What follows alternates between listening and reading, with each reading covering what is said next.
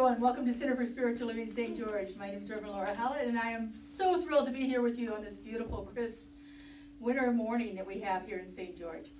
If this is your first time here, we are so thrilled to have you with us. If you would like some information about us, raise your hand, and Becky will give you one of these purple packets over here. If there's anybody here?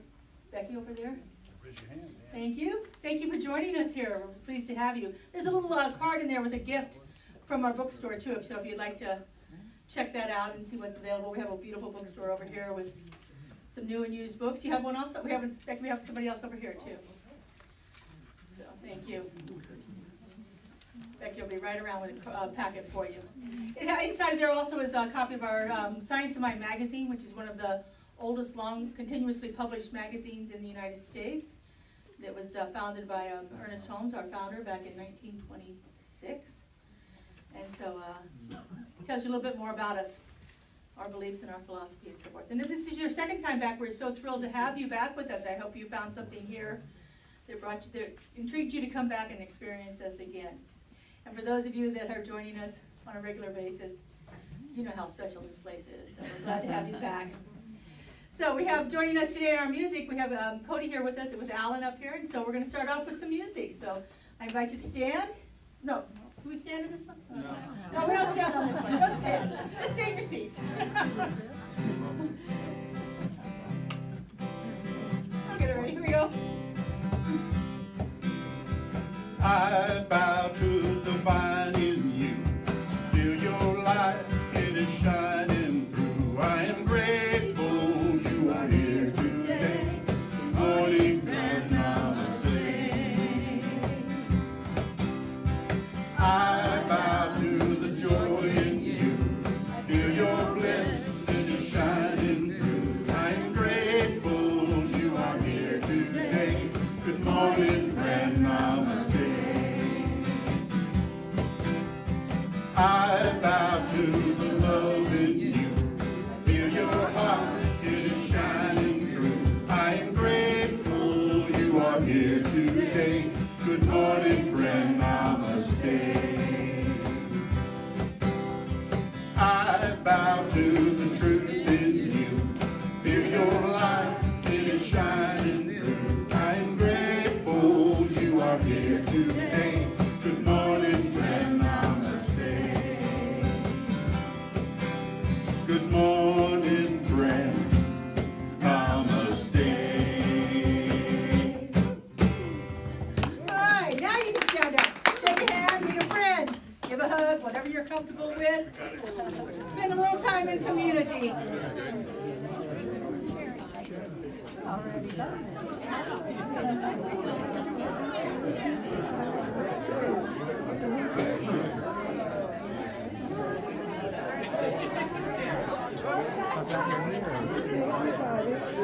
Thank you for welcoming back. I was gone 7 months. It's really a journey. Yeah. Yeah. Do you have a house here and over there? No. Neither. I was living with my son, and we all went to help my granddaughter Get around all this with a stuff. tumor, seemingly. No? And she had to go to Charleston Medical University Hospital where they're specializing in that kind. So we went to get her there. Yeah, I She's a have. little girl, my great-granddaughter. You okay? So the mother, the 29-year-old, is the one that has the problem. And I had to come back because I wasn't thriving there. It was just too challenging. Couldn't find housing for seniors. I really need a place of my own. I'm just renting a room right now. But I like to teach. I like to have a place where people can sit. What do you teach? Spirituality, higher consciousness. I'm a teacher of wisdom for 40 years. Jeez, hello, my dear. I looked for you last week. I played hooky last week, the first time in months. All right. It's my grandson. I remember. So good to see you. Just visiting quickly? No, You go back? here. Really? Yeah. Okay. Where are you? Where would I'm you staying in stay? Elizabeth's house. I'm renting a room. Uh-huh. But I'm looking for my own space so that I can give classes, Of course. counsel people like I do. And Yes. Oh, it's wonderful. I'm so glad you're back. What a fun experience. Oh my gosh, I loved your pictures. thank you. Uh-huh. Thank you. Good. Thank you. Yes, baby. I got it. Were you talking to that musician about the guitar? No, about where we go and what's my name. Oh, very good. Can't we take that as agreement? Exactly. It's that we could get in trouble sometimes. Hi.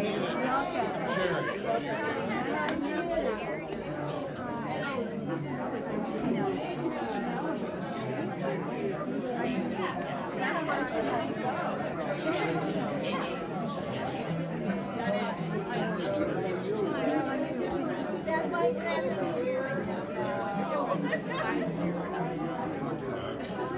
Oh, I'm sorry. Oh my goodness. Excuse me. I wasn't sure that It's okay. I was going to run into the important equipment here.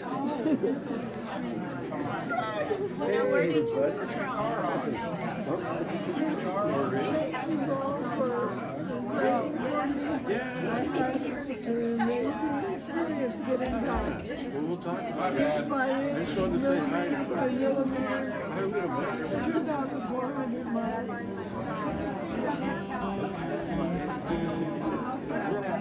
She goes drumming on Tuesday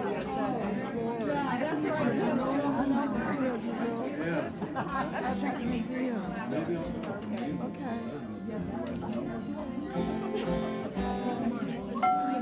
Jerry.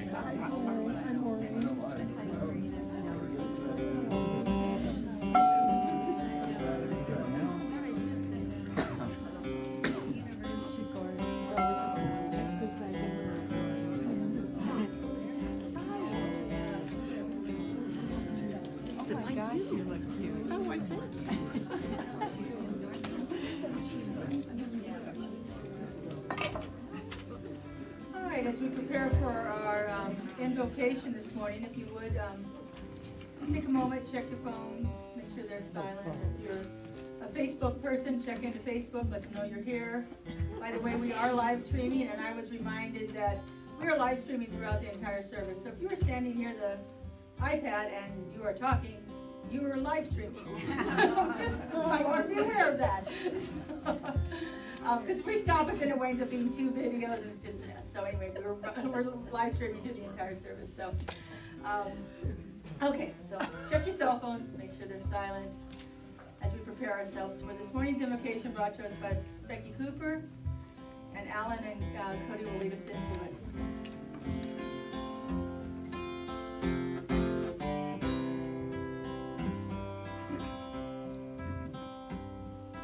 I will make a quiet place.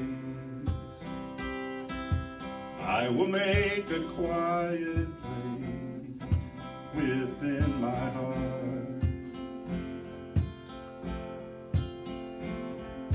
I will make a quiet place within my mind, and I will wait upon the Lord. Wait upon the Lord. Be still, my soul, be still. Be still, my soul, be still. Be still and know. I will make a quiet place within my life, and I will wait upon the Lord, wait upon the Lord.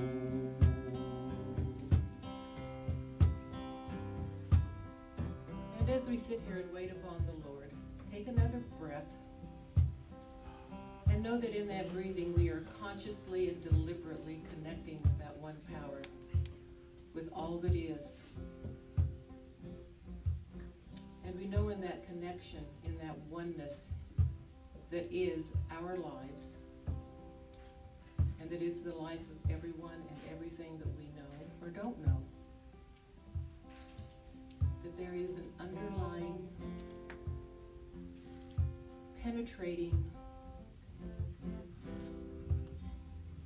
encompassing power that guides us, that directs us, that leads us, and that loves us unconditionally.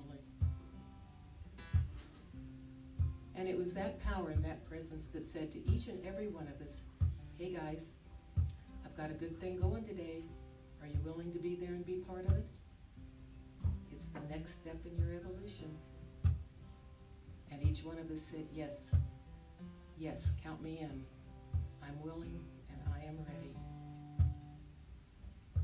And it is from that place of willingness and readiness to take that next step that each one of us is here, ready and willing to listen, to learn, to share, and to expand. And so it is from that place of loving, knowing expansion that I say, it is so, and together we say, so it is, so it is. Amen. I will make a quiet place within my heart. I will wait upon the Lord, wait upon the Lord. I will make a quiet place within my mind. And I will wait upon the Lord, wait upon the Lord. Be still, my soul, be still. Be still, my soul, be still. Be still and know.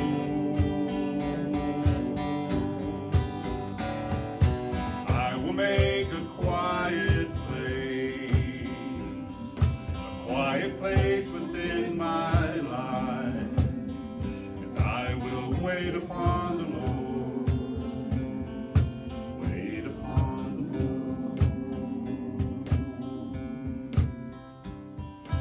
I will make a quiet place.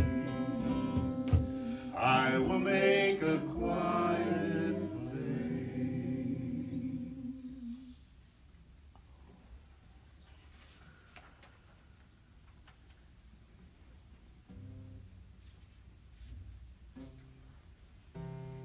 Me? No, you're supposed to sit down. I'm back.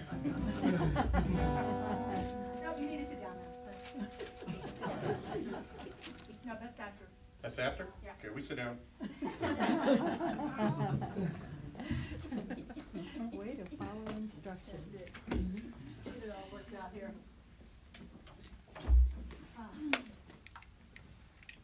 Turn my mic on. There we go. Okay. I think I'm on. There we go. All right. It's good to be back. I'm very grateful for Sharon, who did the message last week. I listened to it online. It was a beautiful message, and we were truly blessed by her presence here. I had an interesting reaction to that. It was leading up to that week. It was like, but I don't want to be gone. I love being here. I don't want to leave. And then I was at an installation of another minister in Pasadena, California, a dear friend of mine. And so it was, once I got there on the road, it was good, but it was like, it was hard to leave. It really was. So anyway, I'm back for this week. Actually, I'll be gone next week too. So I have another installation, but I'm more prepared for that one.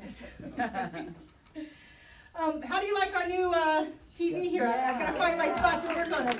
Hey, I want to give great thanks to Jerry and Tatis, who helped me put it all together. They were here working hard, and Alan came in, and the guys worked really hard getting the pictures rearranged, getting the sound system, the cords all cleaned up, and getting our wonderful TV so that I looked at every chair in the room and you could see the TV from it. So I was like, this is great. So anyway, wonderful, wonderful things are happening. And I want to thank Catherine, who financed it for us. So I really appreciate that too. So yay.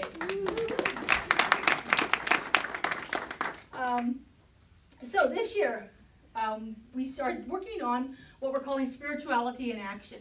This is how do we take these ideas and principles and actually create that world that works for everyone, which is our vision for Centers for Spiritual Living, a world that works for everyone in all of creation. So how do we do this? These 10 prophetic justice principles are ways that we can do this. They were written originally by Reverend James Forbes about 15 years ago in an article that he posted. And they have been applied throughout different faiths and different, he's from a fundamental Christian religion, and yet these principles are very much in alignment with what we practice here at Centers for Spiritual Living. And which really just goes to show how, religion is very, very universal if we get away from the dogma and the rules and how we have to do it. The principles are the same. The belief systems are really fundamentally the same. Every religion, every culture has a belief in a one power, one presence, that oneness, that one God. They call it different things, and it shows up in different ways in their experiences, but every major faith religion has one God. So this year we're working on these 10 prophetic justice principles. So I'm going to give you an overview of what they are, just so you know where we're going to be going throughout the year. So this month we're talking about seek the common good. And we're equating this to our principle of oneness. That idea that there is only one power and one presence, and it shows up as everyone. Next month, the principle is be truthful in facts and motives. And we're calling that integrity. Integrity is also one of our spiritual principles. April, promote unity and inclusion. And this is the idea of diversity. We believe that the one spirit, one power, one presence shows up in a multitude of forms. One of my favorite quotes of all time is from the movie Robin Hood, where Morgan Freeman is playing the Arab slave that helped Robin Hood escape his imprisonment. And he's sitting in the forest of Sherwood, and everybody else is over partying, and because he's Islamic, he doesn't drink, so he's not partying. So this little child, about 3 years old, comes up to him, and she says to him in this very innocent voice, "Why did God paint you black?" And Morgan Freeman's answer is the best line I've ever heard, because God loves wondrous diversity. That's the power and the presence that we believe in. It shows up in every way possible, in every incarnation of a person that we have. Think of the plants, the billions of species not billions, probably billions, of species of plants that are out there. All of the life that has ever lived since this planet first formed. The magnitude of it is so overwhelming. That's the diversity that God wants, God loves, God rejoices in. So that's what we're doing in April. In May, care for the poor, and we equate this to compassion. And I'll be speaking a bit about compassion today also. In June, we're protecting the vulnerable, and this is empowerment. July is advocate for freedom of thought, and we're saying that this is creativity. August is respect other nations and peoples, gratitude. We're so grateful for this beautiful, amazing melting pot that we have here in the United States, where we have had all these diverse cultures come together and create what we call Americans here. September, love, and it's to ensure the stewardship of our planet. We're going to be looking at spirituality and how we affect our environment and our planet, and how that is such an important aspect of it. October is cherish the human family. This is unity. And November is spiritually motivated moral leadership, and that is spirituality. So these are the 10 that we're going to be working on for the next 10 months. And then in December, we're going to look at how Science of Mind integrates with the holy days of different faith traditions. So it'll be an exciting time also. So, February, seek the common good, oneness. So that's my talk for today. So I chose a book of the month for each month to go along with these ideas. And the book that I chose for February is one of my favorite authors, the Dalai Lama. If any of you have ever read any of his work, it's phenomenal. This one was published in 2011, and it's called Beyond Religion, Ethics for a New World. And in this book, he has 2 basic principles that will help us seek the common good. And those principles are, the principles are recognition of our shared humanity and the understanding of our interdependence. And if we can do those, we move beyond any religious ideas, any dogma, any preconceived notions of how the world is supposed to be, if we keep our focus on our shared humanity and our interdependence. So by shared humanity, I mean those things that we have in common. There are things that each person, no matter where they're born, wants to experience in their life. We want to experience love. We want to experience safety. We want to have access to food and water that is healthy for our bodies. We want education so that we can learn and grow. These are fundamental rights that all of humanity share. Clean housing, clean food, clean water, a peaceful place to live, and a love of the people around us. I think we can all get behind that as being very common, basic needs for human beings. That's part of our shared humanity. I was reading a research article not too long ago about the genetics of human beings. And in this article it said that there is more difference between individuals of the same race than there are between individuals of different races. Because that skin color that we call a different race is such a minor contributing factor to our genetic makeup. That it doesn't even matter. And yet look at the way it has historically mattered in our culture. In all cultures, for that matter. But if we look at those things that we have in common, and we forget about the problems, then we get to a different point, a different place in our life. I had a friend who was having difficulty with a person at work. And this person was very challenging, and it made it very difficult for her to go to work every day. And she finally had a little talk with herself, and she said, how can I get to a point where I can go in and work with this person? And so it occurred to her during her contemplation, well, find out those things that we have in common. And so it was another woman, so she was sitting with this, and she happened to know a little bit about her, and she was sitting with this idea, and she goes, okay, what do we have in common? Well, we're both mothers. And we both want the best for our children. So at any time I have a difficulty with this woman, if I can remind myself that we are both mothers and we want the best for our children, then it eases that difficult situation that she's having. It's finding that shared humanity, finding those things that we have in common that can alleviate the idea of separation, the idea that it's us and them. And that can help bring peace about the whole world. Any of those kind of things where you begin to, what is it that we actually have in common? If we look at those fundamental principles, we want shelter, we want love, we want food and water. If we can remember that and remind ourselves of that, then the otherness seems to dissipate a bit. And the more that we can do that, I believe the more that will help bring more peace around the world. The second thing, understanding our interdependence. You know, we have lived in this culture here in the United States, this consumer culture, where we just consume and we consume and we consume. And we've spent, I'd say, at least 150 years just consuming and not really being concerned about what the byproducts of that consumption is. We were having a conversation last night, and someone brought up the idea that it takes more water and energy to produce new clothing than it does anything else in the world that we produce. And how often do we make sure that we go out and buy new things as opposed to going to the resale stores and getting something that's already been produced? We're not contributing to a healthy environment through a lot of our consumption that we do.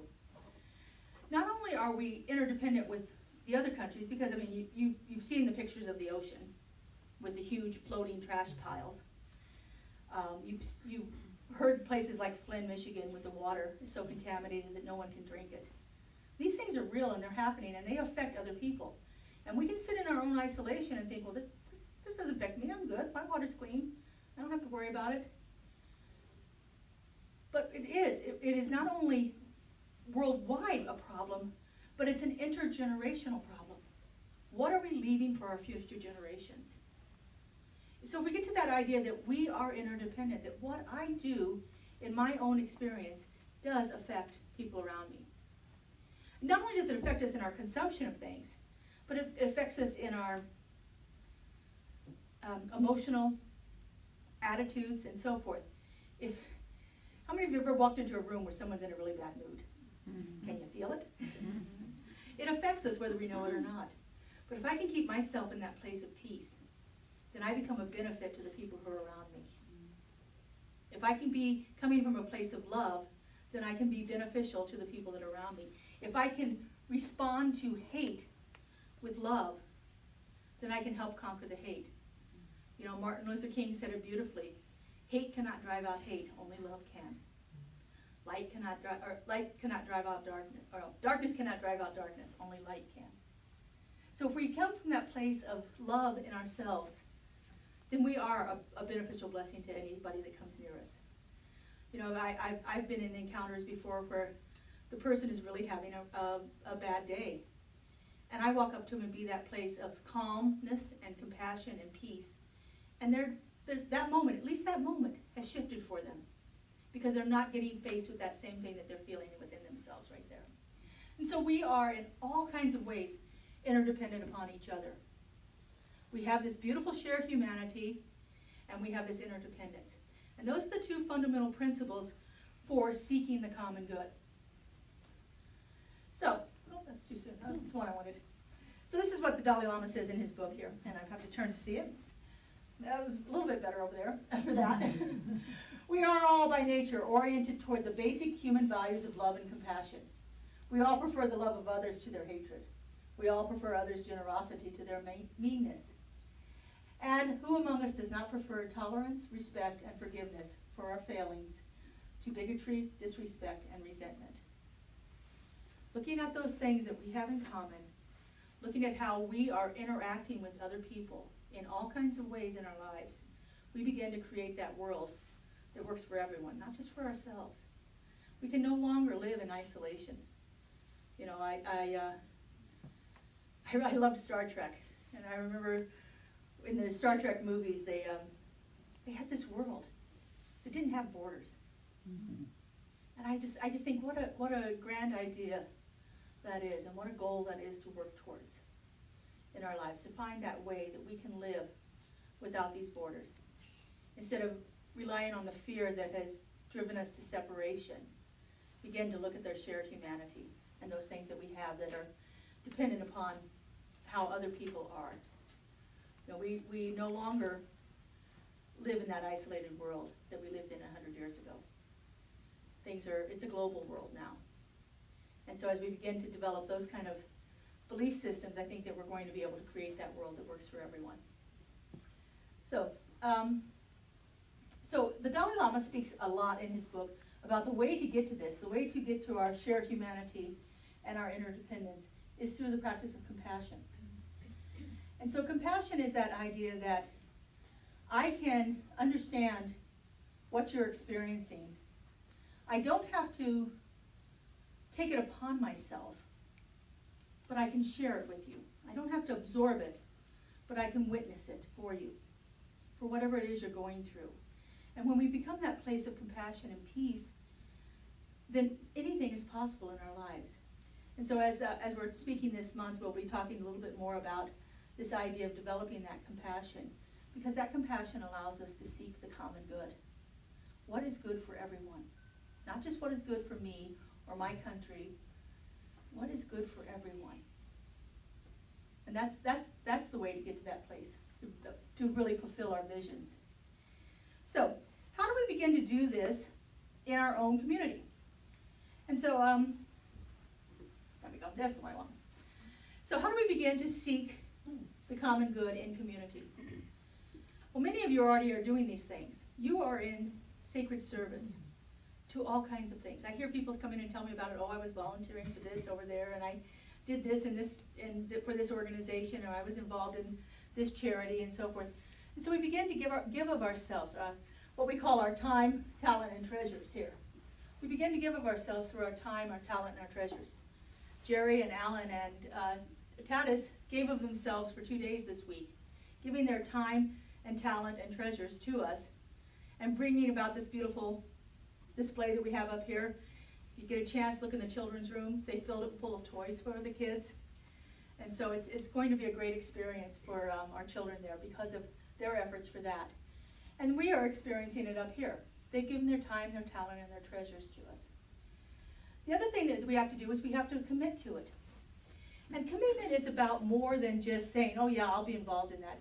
It's actually taking a sense of ownership of it. We can be a member of anything, but if you're an owner of it, there's a whole different feeling. I think about when I go to a hotel room and I rent a room for the night, how I treat that hotel room sometimes is different, not a whole lot, but sometimes can feel different than how I treat the rooms in my home. Because I own that, that's me, that's part of me. And so when I go somewhere else and I'm not owning it, I'm not as concerned sometimes about things. And so that idea of ownership, becoming invested in the things that we want to see continue in our lives. And so we become owners of it, we take responsibility. It's a step further than just belonging to something. And then the last thing is the conscious giving here. Many of you give to all kinds of different ways, different places that feed your souls in lots of different ways. In her book, 4 Spiritual Laws of Prosperity, Edwene Gaines says that she calls conscious giving tithing in her book, but that we tithe to those places that feed our souls, that nourish us. So it's the places, the people, and the institutions. I know that I give regularly tithing to the National Forestry Sierra Nevada Forestry Services, because they're planting trees, they're doing beautiful things, they're keeping the environment lovely. I want to be able to go there and experience that. When I go there, it feeds my soul. I am enlivened by being around the beautiful atmosphere that's created there. I give to Women for Women International because I think it's important work that they're doing. They provide a small setup amount of money for people to start new businesses, to get education. If they're a woman on her own who wants to, she has a little farm and she needs a goat to milk, they will buy the goat for her. And it's things like that. And so that feeds me. That makes me feel like I'm contributing to that world that works for everyone. And so there are different ways that we can do this through our commitment as a member, through the service that we offer, and through our conscious giving. So in our community here, we are part of a 501c3 through Centers for Spiritual Living in Golden, Colorado. And so as a chartered branch of that, we have certain legal obligations that we have to fulfill. One of those legal obligations is that we have to have a membership list. And it's my understanding that this has been done before, but I can find no record of it. And so we are getting ready to have our annual meeting on March 17th. And we have to have a list of members so that the members can vote on the things that are being brought up at the meeting. So in your little clipboard that you were given, there's a purple sheet of paper. You don't have to fill this out right now. This is for your consideration. You can fill it out and turn it in if you want. But this is you. Normally, and in the future, I will have membership classes so that people understand what it means to be a member. But because of the urgency, we have to do this in time to get this meeting. This has to be done by the end of February. We must know who are our members. And so we need you to commit to that. And so on this form is a place there for your name at the top, and then at the bottom, your address, your email, and your phone number. Please put those on there for us. We don't send you junk mail. We are not sending you lots of stuff. But I got ready to do the taxable contribution statements to email them out, and I only had half the email addresses I needed. So many of you did not get it in an email because I don't have an accurate email address for you. So if you are signing up as a member, please, we need your address, your email, and a phone number. We're not going to, honestly, we will not solicit you. That's the last thing I want to do. But you don't have to fill it out now. You can. It's up to you. You can sit with it and take this into contemplation. You know, I put on here the commitments that you would be making as a member. And many of these have to do with our own spiritual work, to experience and express the grandest idea, the grandest divine idea of myself and others, to participate in the center activities with a high sense of ownership, to spend time in prayer and meditation for the highest good of this center, to apply the universal principles taught in religious science by applying them to my life to the best of my ability to do so, and to support the Center for Spiritual Living, St. George, with my time, talent, and treasure in a consistent, committed, and identifiable way. For us to do the taxable contribution statements, your donation has to be identifiable.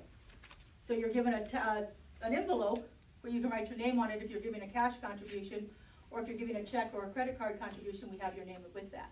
But it has to be identifiable. Those are the IRS rules. And that only goes for cash items. So if you donate time or services or some physical thing, those aren't tax deductible according to the IRS, at least in a 501c3. So there's that. So also in your clipboard is a colored card, colorful card, and it's a conscious contribution card. You know, when I started as a young adult, fresh out of college, I joined the Presbyterian Church, and I was making $13,000 a year as a brand new teacher. And I remember sitting in the service and having the preacher stand up there and tell me that I needed to give 10%, and I remember the feelings within myself. I was unbelievably resentful. How could I possibly give $1,300 out of my $13,000 to a church? It was inconceivable to me. And so I took the envelope and I put $5 in it, and I put it in the basket. And I resented every moment of it. And I was angry. And it triggered lots of things in me. I felt shame that I couldn't give that 10%. I felt anger that I was being asked to give it. And so I know that tithing and asking for charitable contributions can trigger that in a lot of people. And so for me, this idea of conscious contribution is not ever about 10%. But it is about the spiritual principles that go along with it. And our core concepts, which are the 10 fundamental concepts that we believe in here, that our principles are based on. Number 6 is, this is a universe of infinite abundance, spiritual, mental, and physical. The bounty of spirit, the allness of good, is limitless and can never be depleted. And so, for me, giving consciously has become a demonstration of that. And the way it became a demonstration of it for me was when I started to give what the Bible refers to as first fruits. I started to tithe before I did anything else. And I did that through an automatic donation that was coming off. So as soon as I got paid, I scheduled the date on my auto donation, it went in. So before I ever thought about paying anything else, my tithe had already gone in. Well, what I found out there was that I always had money for everything. When I retired from teaching, I was going to be then taking a reduced salary. And I thought, I need to have more control over this. So I stopped my auto tithe. And I thought, I'm going to pay this myself. And what I found out was, well, there were sometimes I wasn't there, so it didn't go in then. So then I had to do it later. And then it would wind up being like closer to the end of the month. And I'm like, oh, I'm running low on money. I don't have the money to tithe. And for me, it became very much a demonstration of, if I give first in faith and confidence that the universe always supplies, then my needs are always met. When I don't, when I live in fear or react to something else that's happening around me, then I feel like I'm in a world of shortage.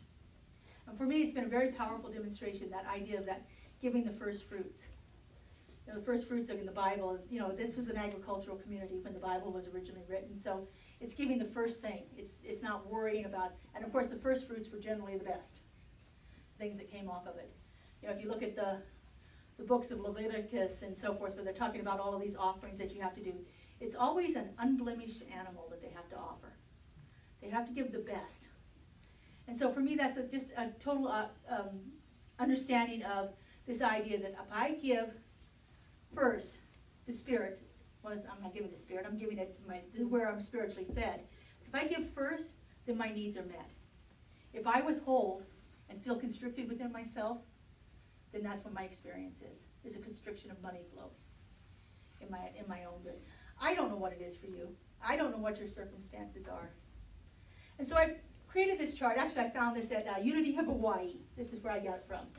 So at Unity of Hawaii, they had this conscious contribution chart. I remodeled it a little bit differently. And if you look across the top, you have 4 categories there. And this is just to give you an idea of, you know, as a business here, we are also, you know, we have business financial obligations here. If I think this center is important to me, I want to keep it going, I would call myself a sustainer. So it says my center is important for me and others and for our community. I'm committed to sustaining it. Okay? If I want to see this message going out into the world, how many of you ever thought to yourself, this is the best kept secret ever? Well, we'd like to not be quite a secret. So my center does magnificent work, and I'm committed to growing it and developing new possibilities here. Then the transformer, we're moving that message out even in a more broad way. My center is a transformative place of love. I'm committed to expanding our outreach, mission, and vision into the greater community. And then visionary. I'm committed to creating a world that works for everyone. And I designate 10% of my income to our center as a way to live out my understanding of the spiritual principles. This is for you to take home and consider. Please spend the next month looking at it. Also in your packet is a yellow card, which is a conscious contribution commitment card. At some time at the end of the month, we would love to have that, by the end of the month, we'd love to have that filled out. Because we are a business and we operate with certain structures, I need to create a budget.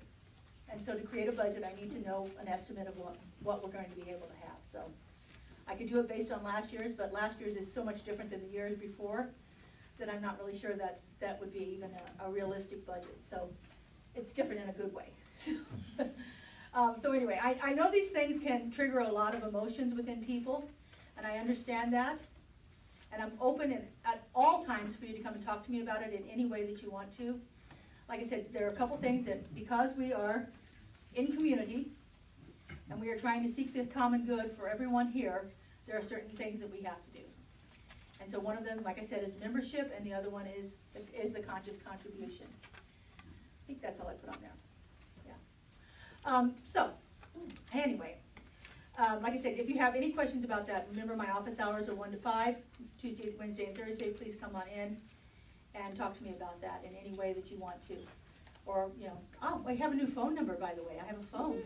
So the phone number is posted on our website, and it's on the door, and I'll put it on. I don't think I put it on the bulletin yet. I'm not sure I changed that. Is there a phone number on the bulletin? No. No, okay. It'll be on the bulletin next week. But you can call me too, anytime you want. So, like I said, the phone number is on our website. Cheryl was speedy in getting that done for us. So, also, we are increasing the ways that you can give. We are setting up a program for auto tithe. Right now, we have PayPal, and that's wonderful. And we're going to set up another way to do that. We also have a way to process credit cards in here today, credit or debit cards. So, if you're interested in doing that, Sharon's offered to man the little tablet. So, if you want to tithe today by a credit card, that's easy to do also.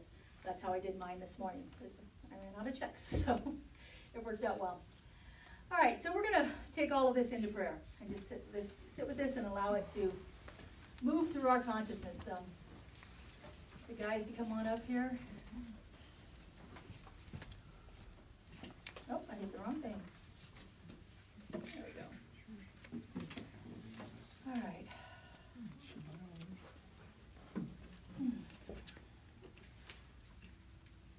So I just invite you to turn within. Find that place within you, that place of deep peace, that place of connectedness. That place where you experience the divine moving through you.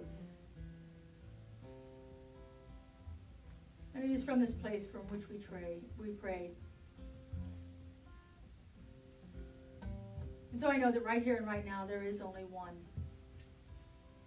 One power, one presence, one divine creative source of all. I simply know it is God. And I know that God is all there is.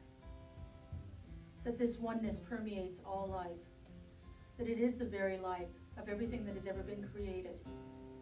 For there was nothing to create from but the one. And so I know that everything is a product of that divine power and presence, and that manifests itself as unconditional love, as perfect peace, as harmony and clarity. I know that there is an infinite abundance that exists right here and right now. It is in each one of us, it is moving through each one of us, and it is showing up in all of our affairs. For this is the truth of all life. And so I simply speak my word right here and right now, knowing that this power and this presence has brought me to this moment, to do this work, for which I'm so grateful. I know that it has brought everyone else here today to be a witness, to experience this common unity, this community of one. I know that we exist in that shared humanity, and that we are conscious of that interdependence that we have with all of life. I know that we exist in this infinite universe, and that abundance is our very nature. Abundance of everything. All of our resources, everything that we see around us. It is evidenced so beautifully in our environment and in our experience. I simply give thanks for this knowing. I'm so grateful to feel this power and presence. I'm so grateful to see it operating in the lives of these people and this center. And I simply release this word into the law, to the creative mind of God that always says yes. I let it go and I let it be. And so it is. So it is.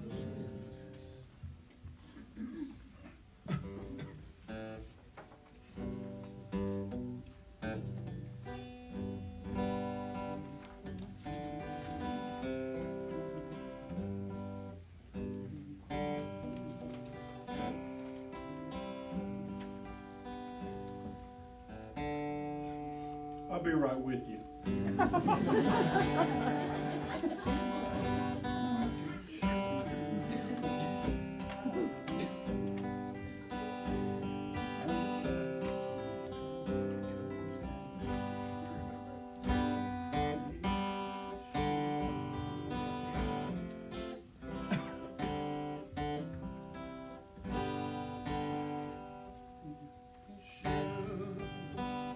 Have one thing,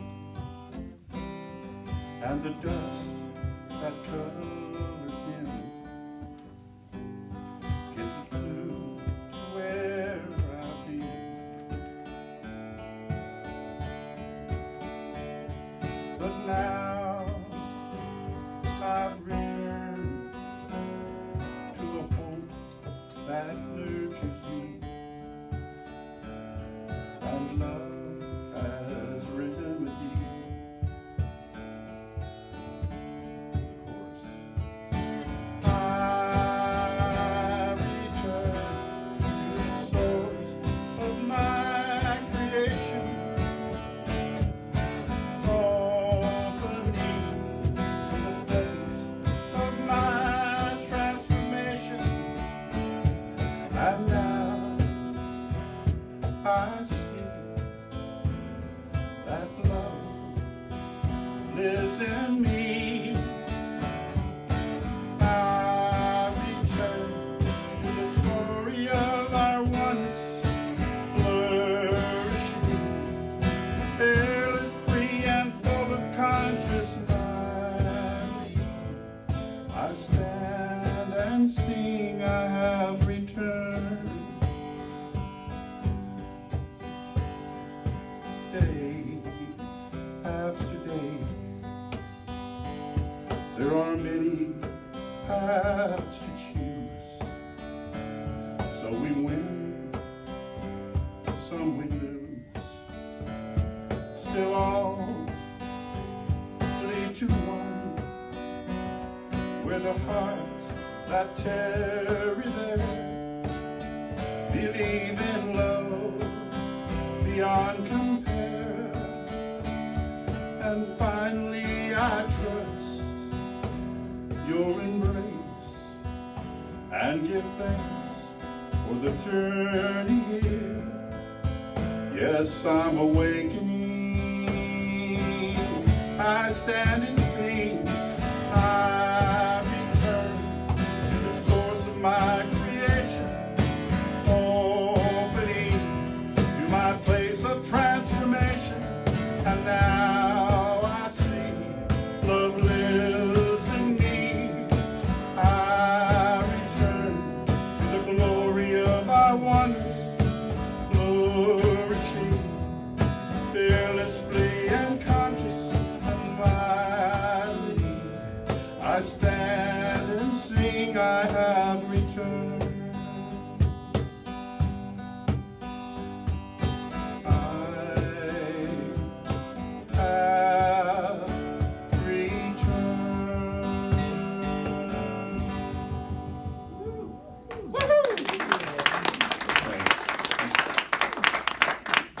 Thank you, guys. All right, so now is the time in our service when we share our offerings, conscious contributions. So take a moment and get that ready. And please, if you are so inclined, please put your name on the envelope. We're using an envelope so that we can record it for you. We keep track of that, and we'll give you a tax-deductible letter. Hopefully, we'll still be able to deduct in our taxes. We'll see how that goes.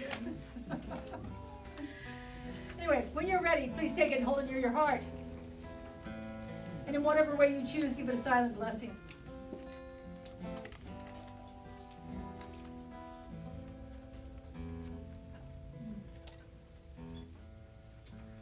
If you would, repeat after me, please.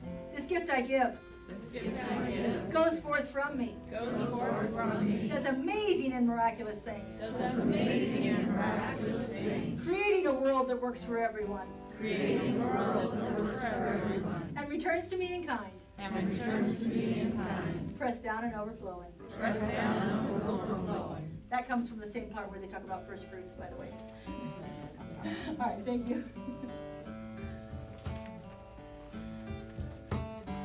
You are the heart, you are the hands, you are the voice of spirit on earth, and all you do is a blessing to the world.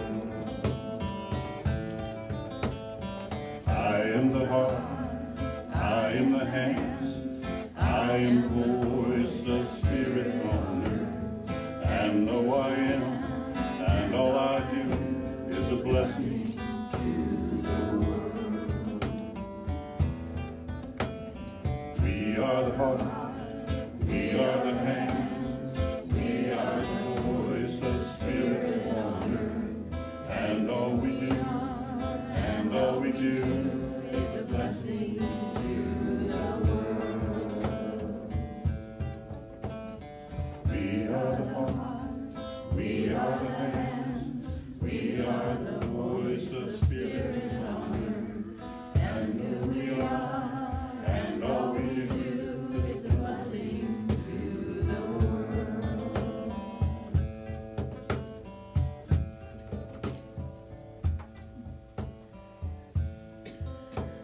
Oh, and how good it is to simply acknowledge all of these gifts, all of this love that has been poured forth to us through these financial contributions. I know that our community is enriched and blessed by this consciousness and by these gifts. And I know that this blessing moves forth from us, creating that world that works for everyone. And so it is.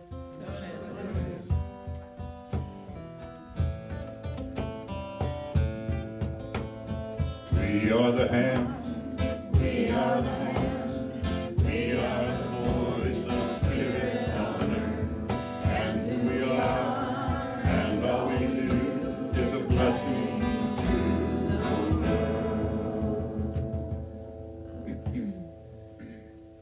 Thank you, beautiful guys. All right, a few announcements. We have in the back over here, by my office, are your 2018 taxable contribution letters. Please pick them up.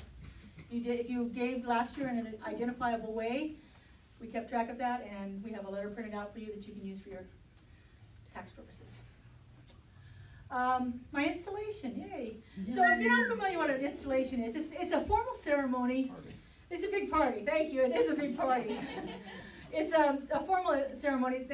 When I got the installation booklet, they said they kind of equate it to a marriage between the minister and the congregation. And so it's just this big celebration. It has some formal aspects of it. We will be wearing our formal garb, our robes and stoles. And so it's going to be on the 22nd of February at 7 o'clock here. In the back, I have a sign-up sheet on the table over here asking for volunteers. Gwen and Roger have graciously and wonderfully volunteered to lead this, and so they need some help. And so we need help with getting the food and things ready. We need help with setup and cleanup, and we'll need a few people to usher. And so I've put the sign-up sheet. Oh, and one other thing I forgot to put on the list. Is there anyone that's really a good photographer that would like to volunteer their services for that day? That would be lovely. Come in, take some pictures and things like that, just during the ceremony and so forth. So if you are a photographer and you'd like to give sacred service that way, we would really appreciate that. I forgot to put that on the list, but if you come talk to me, that would be perfect. And you don't have to be like a professional, just, good at taking pictures.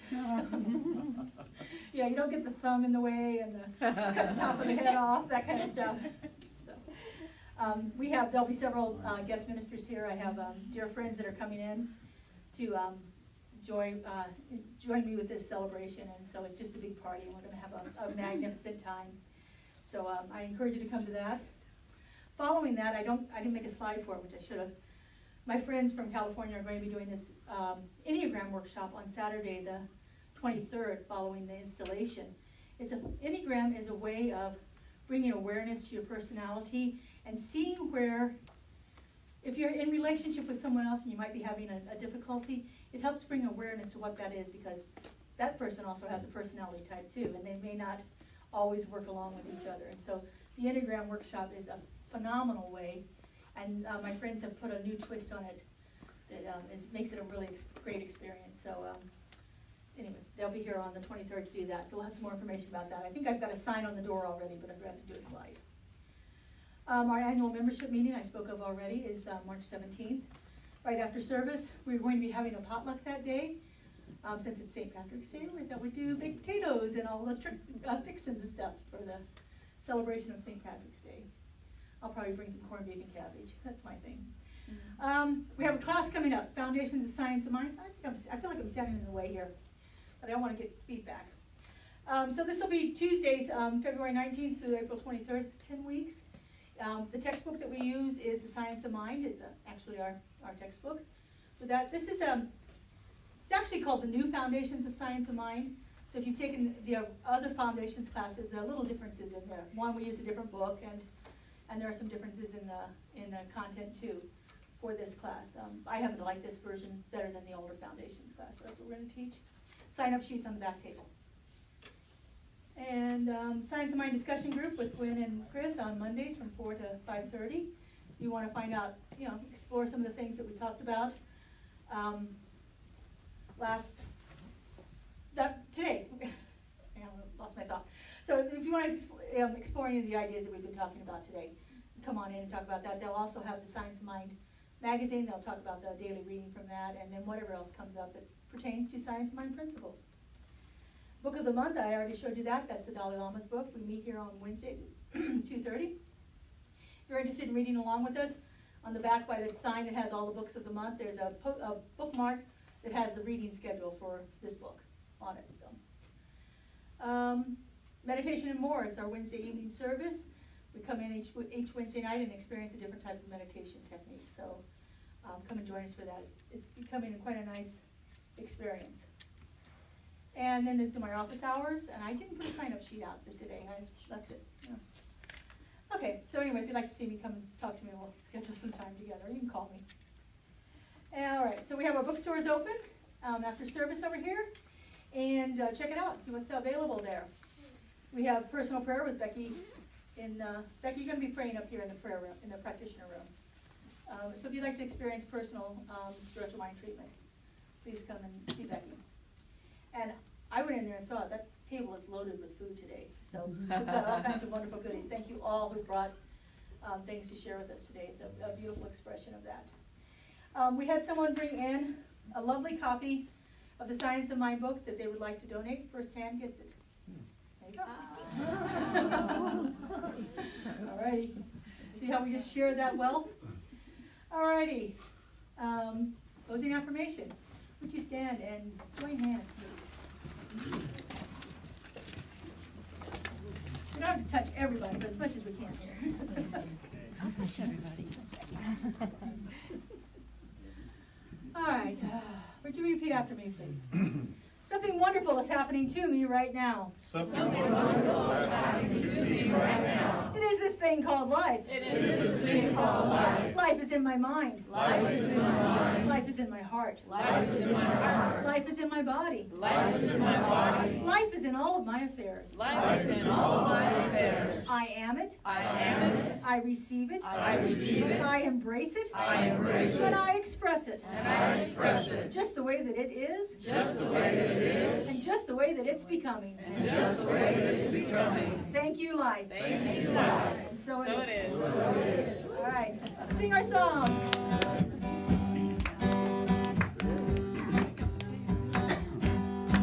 It's a new day today, it's a new life my way. The doubts they are no match for me. I take my faith and fly because I know that I am creating my own destiny.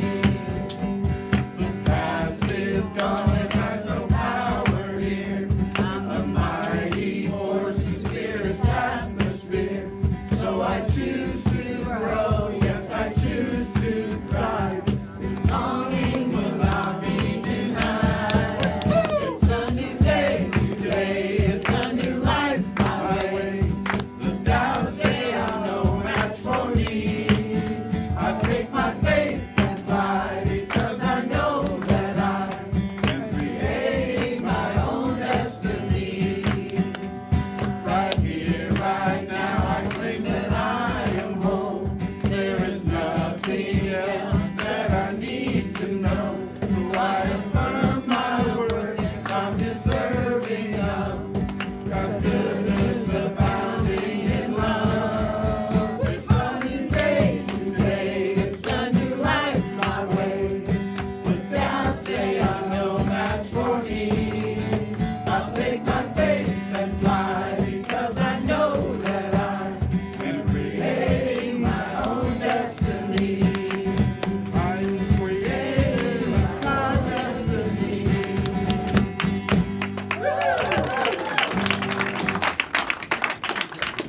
Folks, would you take a moment and bring your, when you're leaving, bring your clipboards back here and put them in this clear bucket for us? That would be lovely. And your pens.